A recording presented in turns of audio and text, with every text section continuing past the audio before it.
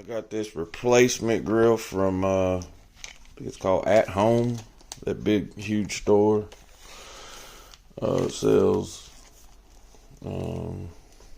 household products and furniture and stuff.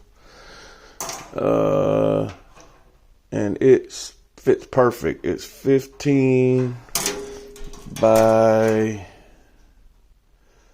10 and a half. And the good thing about it is, man, it's got the rack on it. You can just pull it right on up. And you can also put stuff like shrimp and stuff and items like that on there without it falling through. Bell peppers. And look, I mean, it fits perfect. You can close this right up.